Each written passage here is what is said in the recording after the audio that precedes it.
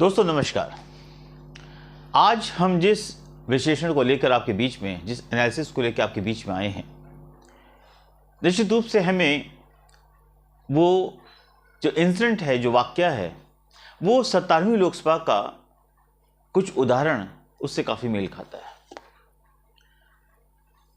18वीं लोकसभा में ओम बिरला जी लोकसभा का संचालन कर रहे हैं एज ए स्पीकर, और जगदीप धनखड़ जी जो कि उपराष्ट्रपति हैं, वो उपराष्ट्रपति ही चूँकि उपसभापति होता है राज्यसभा का, वो पहले से करते आ रहे हैं। लेकिन राज्यसभा का जो माहौल है पिछले कुछ दिनों से, अगर ये कहें पिछले एक हफ्ते से, तो माहौल लगभग पिछली लोकसभा से काफ़ी मिलता जुलता है। और जो आरोप पहले बाहर विपक्ष लगाता था ओम बिरला जी के ऊपर, वैसे ही कुछ मिलता जुलता आरोप आज जगदीप धनखड़ जी के ऊपर लग रहा है। विवाद इतना बढ़ चुका है कि सिर्फ ये वॉकआउट तक ही सीमित नहीं रहा, बल्कि आरोप प्रत्यारोप भी इसमें आ गए हैं।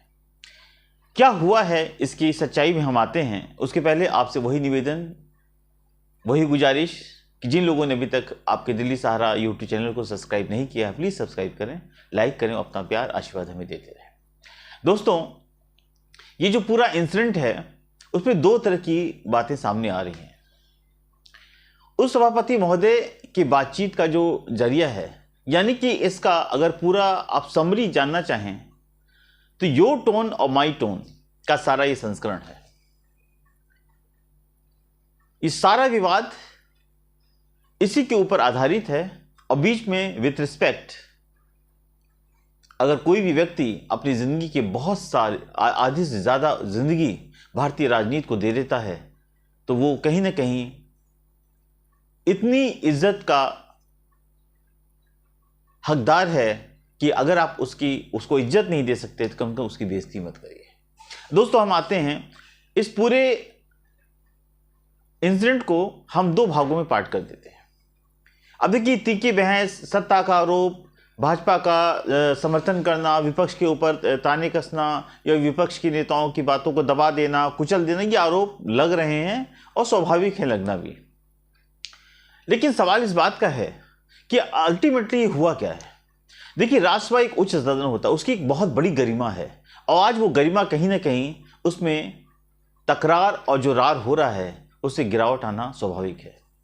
लोकसभा काफी संभली हुई है, क्योंकि ये बात तय है कि पहले और आज के विपक्ष में 17वीं और 18वीं लोकसभा में विपक्ष में जमीन आसमान का अंतर है। उसके तेवर, उसके कलेवर, उसकी मजबूती सब अलग है। तो कहीं ना कहीं विपक्ष भी, जो सत्ता पक्ष है, वो अंडर प्रेशर है, इसमें कोई शक नहीं। मोदी जी के 11 साल 10 साल की रिजीम में पहली बार ऐसा हुआ है कि उनके प्रधानमंत्री रहते कोई विधेयक आया हो और वो जेपीसी को चला गया। जो सरकार विधेयक लाती है वो 100 सांसदों को एक दिन के अंदर सस्पेंड करके अपने विधेयक को पास करा दिया है। पिछली लोकसभा के कुछ चंद महीनों पहले की बात है, इसी साल की बात है।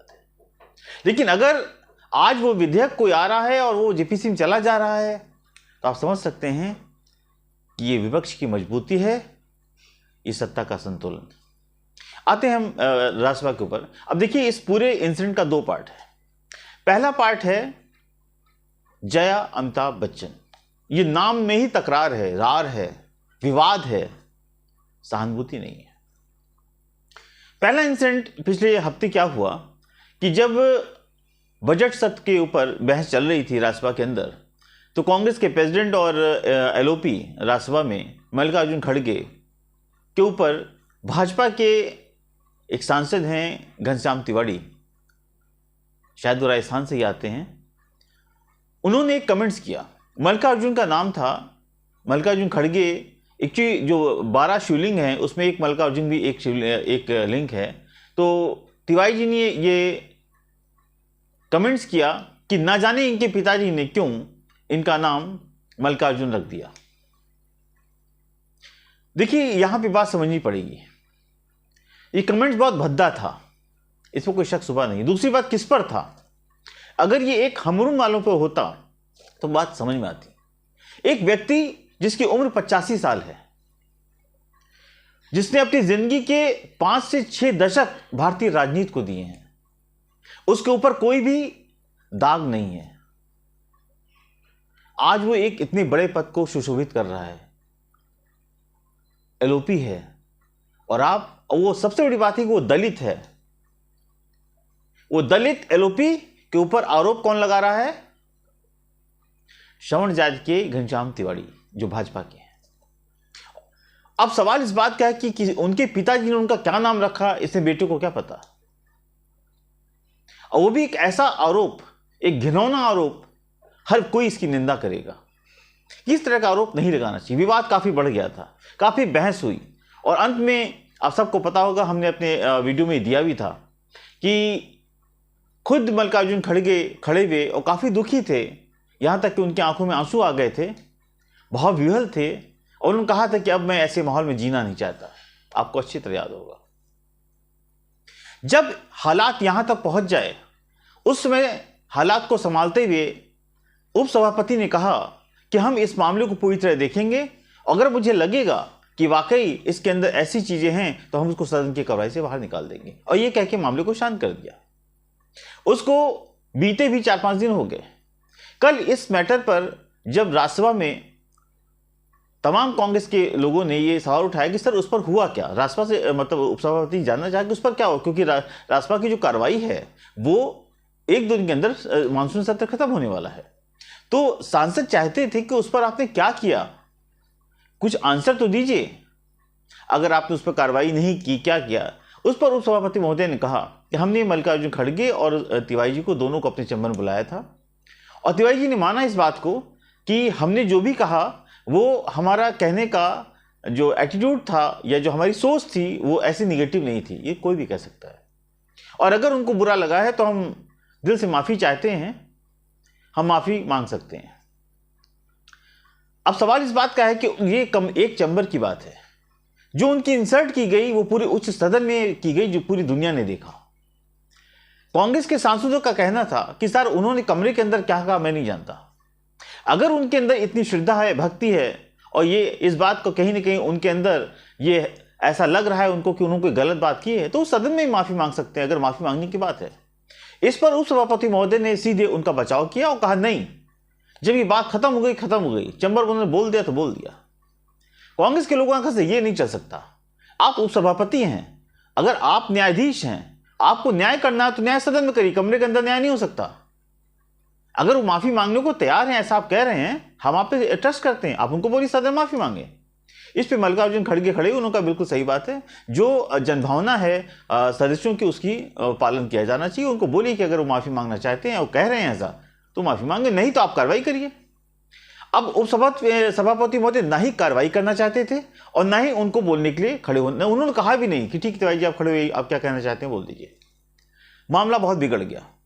इस पर कांग्रेस के तमाम सांसद, प्रमोद तिवारी, अजय माकन, राजीव शुक्ला, और खासतौर से जो है चीफ जो कांग्रेस के थे राज्यसभा में, सब ने कहा सर ये नहीं, जयराम रमेश ये नहीं चलेगा। हम बैठे हैं तो आप मुझसे पूछते हो आप बैठे क्यों हो, आप मुस्कुरा क्यों रहे हो, आप देख क्या रहे हो? क्या ये कोई पाठशाला नहीं है कि आप सीनियर सांसदों के ऊपर ऐसे कमेंट्स कर देते हैं? इस कमेंट्स की बात को याद रखिएगा। एक दूसरी जो आग लगी वो भी इसी से मिलती जुलती है। ये सीधी सीधे आरोप लगाएगा उस सभापति महोदय पे। सर ऐसे नहीं चल सकता, आप भाजपा के सांसदों को कुछ नहीं बोलते हैं और विपक्ष के सांसदों पे लगातार कमेंट्स करते हैं, ये कैसे चल सकता है? लेकिन उन्होंने कुछ नहीं सुना, विवाद बढ़ता चला गया।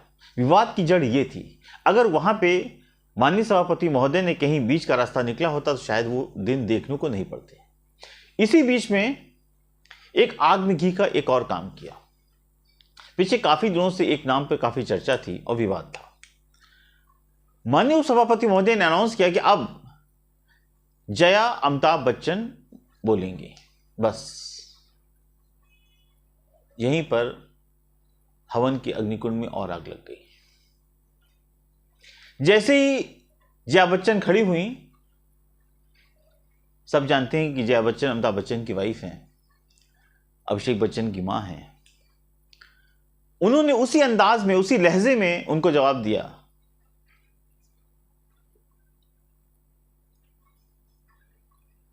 कि माननीय सभापति महोदय, उस सभापति महोदय, हम आपकी बहुत इज्जत करते हैं, लेकिन जो आपका टोन है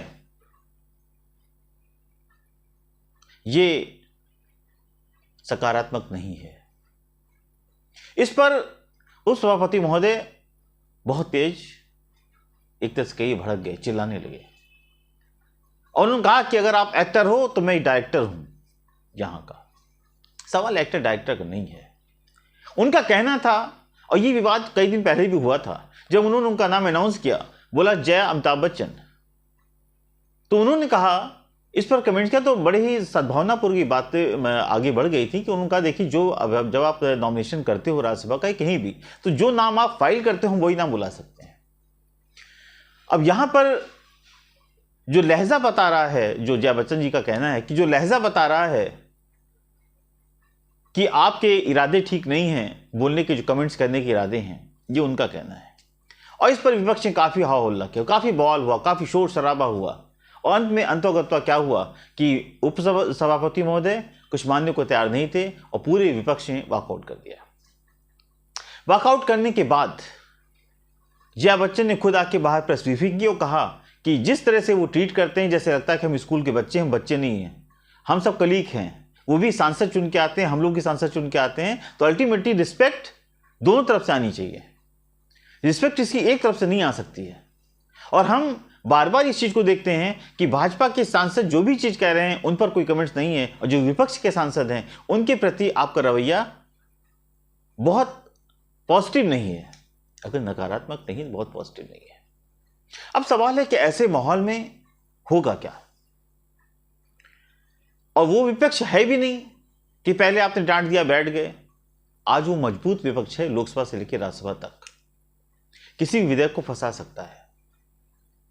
आम जनमानस में उसकी जो इमेज है वो कहीं पहले से बहुत बेहतर हुई है। ऐसे में जो विपक्ष या अपोजिशन है उसकी पार्टी को, उसकी बात को इग्नोर करना सीधे तौर पर शायद यह आम जनमानस के बीच में एक सही मैसेज नहीं जाएगा। ये सब जानते हैं कि कौन किस पार्टी से आता है, कैसे बनता है, क्या होता है, लेकिन जब एक बड़े पद पर आ जाता है तो फिर उसके लिए कोई दल मायने नहीं रखता। लेकिन यहां पर जो आरोप लग रहे हैं उस पर भी हमें समझना पड़ेगा कि ये आरोप भी नहीं लगने चाहिए अगर वहां का रवैया सब कुछ ठीक है। सवाल इस बात का है कि इस तरह से जो जया बच्चन का एपिसोड था या मल्लिकार्जुन खड़गे का एपिसोड था, किसी पर भी कोई पॉजिटिव रास्ता नहीं निकला, कोई सकारात्मक पहल नहीं हुई, और जो पहल हुई वो बंद कमरे में हुई और उस पर एक निर्देश जारी किया गया कि ये हो गया, चैप्टर क्लोज। लेकिन विपक्ष इस बात को मानने को तैयार नहीं है। अब इन दोनों इंसिडेंट के अलावा अब आप समझना पड़ेगा कि भारतीय राजनीति की जो दशा और दिशा चल रही है, चाहे वो राज्यसभा के अंदर हो या लोकसभा के अंदर हो, ये बात तय होती है कि जो भी सत्ताधारी दल है उसी के थ्रू अध्यक्ष या उपसभापति का चयन होता है। लेकिन सवाल इस बात का है कि अपोजिशन को कॉन्फिडेंस पे लेना सरकार का बहुत बड़ा काम होता है कि हम कैसे अपोजिशन को कॉन्फिडेंस पे ले सके कि जो भी प्रारूप तय किए गए हैं वो किसी एक पक्ष के नहीं हैं। पहले भी ऐसे बहुत से उदाहरण आए हैं, लेकिन आज हालात बहुत खराब हैं। ऐसे में वॉकआउट के बाद लगातार इस पर बहस, सारे भाजपा और भाजपा के जो समर्थित सांसद थे दूसरे दलों के, वो तमाम मर्यादा की बात कर रहे थे कि ऐसी मर्यादा जो है नहीं हुई, आसन के खिलाफ बोला गया। वो भाजपा के लोग थे, उनको बोलना भी था और बोलना चाहिए भी। लेकिन सवाल इस बात का है कि कुछ मसले ऐसे थे जिनको कि अगर कमरे के अंदर सुलझा लिया गया तो बाहर के मंच पर सुलझा लिया जाना चाहिए था। खैर, मानसून सत्र की घोषणा होने वाली है, अंतिम वक्त आ चुका है, लेकिन विवाद से यह सत्र समाप्त हो रहा है। जहां लोकसभा में एक सद्भावनापूर्ण वातावरण बन गया, वहीं राज्यसभा में वो माहौल नहीं बन पाया। आगे क्या होगा नहीं पता। ये तीखी टिप्पणियां, ये तीखे रिश्ते आगे क्या अंजाम देंगे ये तो वक्त बताएगा। दोस्तों, आपको मेरा ये एनालिसिस कैसा लगा? आप अपने कमेंट्स हमारे कमेंट बॉक्स में जरूर करें, लाइक करें, सब्सक्राइब करें और अपना प्यार आशीर्वाद हमें बांटते रहें। मैं हूं सत्येंद्र श्रीवास्तव। कल फिर एक नए विश्लेषण को लेकर आपके बीच में आऊँगा। नमस्कार।